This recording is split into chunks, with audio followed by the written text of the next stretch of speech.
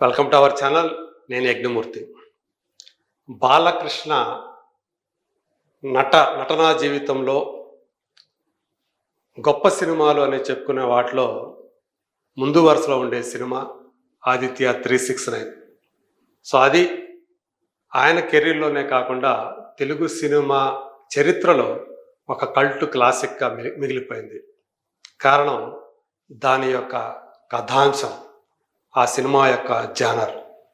So తెలుగులోనే మొట్టమొదటి time travel science fiction సినిమాగా ఆదిత్య 369 అనేది రికార్డు పుటల్లోకి ఎక్కింది, ఒక చరిత్ర సృష్టించింది కూడా.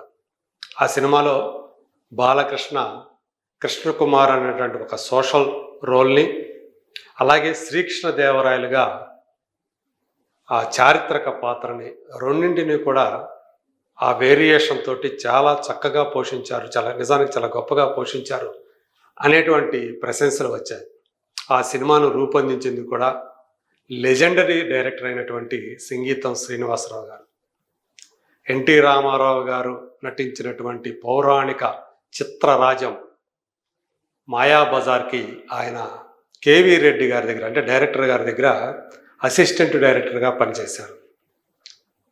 అప్పటి నుంచి కూడా రామారావు గారితో ఒక సినిమా చేయాలి, ఆయన డైరెక్ట్ చేయాలి అనేటువంటి ఒక బలమైన కోరిక ఆయనకు ఉండేది. కానీ అది ఆయన జీవిత కాలంలో నెరవేర్చుకోలేకపోయారు. ఆ వెలితిని ఆయన కుమారుడితో సినిమాలు చేయటం ద్వారా ఆయన తీర్చుకున్నారని చెప్పాలి. ఈ ఆదిత్య 369తో పాటు ఒక భైరవ ద్వీపం, ఒక శ్రీకృష్ణార్జున యుద్ధం లాంటి సినిమాల్ని ఆయన, అంటే ఇప్పుడు సోషల్ సినిమాని, ఒక సైన్స్ ఫిక్షన్ సినిమాని, ఒక జానపద చిత్రాన్ని, ఒక పౌరాణిక చిత్రాన్ని కూడా ఆయన రూపొందించి అలా తన కళని బాలకృష్ణ ద్వారా తీర్చుకున్నారని చెప్పేసి మనం చెప్పాలి. మరి ఆ సినిమా ఇన్నేళ్ల తర్వాత ఇప్పుడు రిలీజ్ అవుతూ ఉంది. దానికి సంబంధించినటువంటి వేడుక నిన్న ప్రీ రిలీజ్ ఈవెంట్ లాంటిది నిన్న జరిగింది. ఎవరైతే ఆ సినిమాని ప్రొడ్యూస్ చేశారో శ్రీదేవి మూవీస్ అధినేత శివలంక కృష్ణప్రసాద్, ఆయన ఈ సినిమాని ఇప్పుడున్నటువంటి లేటెస్ట్ టెక్నాలజీకి తగ్గట్లు 4K రిజల్యూషన్ తోటి థియేటర్లోకి తీసుకొస్తూ ఉన్నారు. కలర్ గ్రేడింగ్ కానివ్వండి, సౌండ్ కానీ అంతా కూడా అప్గ్రేడ్ చేసి మరి ఈ సినిమాని మనకి అందించబోతూ ఉన్నారు. ఈ సందర్భంగా బాలకృష్ణ, కథానాయకుడు బాలకృష్ణ ఆ సినిమా గురించినటువంటి అనుభవాలను పంచుకున్నారు. సంగీతం గారి దర్శకత్వం గురించి గొప్పగా చెప్పుకున్నారు. దీంతో పాటు ఆయన ఒక ఆసక్తికరమైనటువంటి ఒక వ్యాఖ్య చేశారు. నాకు సెకండ్ ఇన్నింగ్స్ అనేది లేదు, మనది ఒకటే ఇన్నింగ్స్, రెండో ఇన్నింగ్స్ అనేది మన ఒంటికి పడదు అని చెప్పి ఆయన చేసినటువంటి వ్యాఖ్యలు ఏవైతే ఉన్నాయో ఆ వ్యాఖ్యలు ఇప్పుడు, అంటే ఆ క్లిప్పింగ్, ఆ వ్యాఖ్యలు ఉన్నటువంటి వీడియో క్లిప్ ఇప్పుడు సోషల్ మీడియాలో విరివిగా చలామణిలోకి వచ్చింది. సో దట్ ఈజ్ బాలయ్య అని చెప్పేసి అంటున్నారు. అంటే మధ్యలో ఆయన డిజాస్టర్స్ చవి చూడొచ్చు, ఫ్లాప్స్ చూడొచ్చు.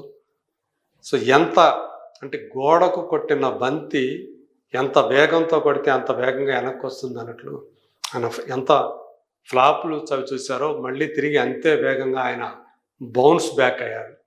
అందుకని ఆయనకి నాకు సెకండ్ ఇన్నింగ్స్ అనే మాట వంట పట్టదు, అది నాకు సరిపడదు అని చెప్పేసి ఆయన చెప్పిన మాట, అది చాలామంది అవును ఆయన నిజమే మాట్లాడారు అని చెప్పేసి అంటూ ఉన్నారు.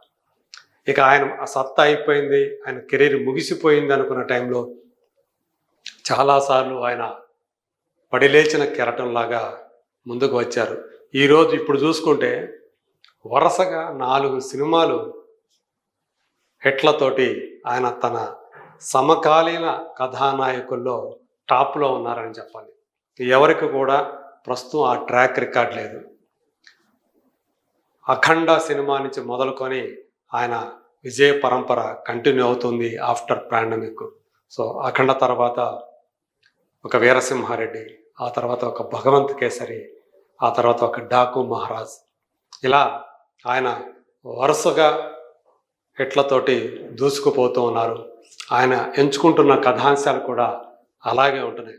ఒకదానికొకటి వేరియేషన్ అనేది కనిపిస్తుంది. నిజానికి చెప్పాలంటే తన కెరీర్లో ఆయన అంటే మనం ఆయన సమకాలీన కథానాయకులని ఎవరైతే చెప్పుకున్నా వాళ్ళెవరూ కూడా బాలకృష్ణ గారు చేసినన్ని జానర్ సినిమాలు కానీ, ఆయన పోషించినటువంటి వైవిధ్యభరితమైనటువంటి పాత్రలు కానీ ఇంకెవరు చేయలేదు అనే మాట మాత్రం ఎవరైనా ఒప్పుకొని తీరాల్సిందే.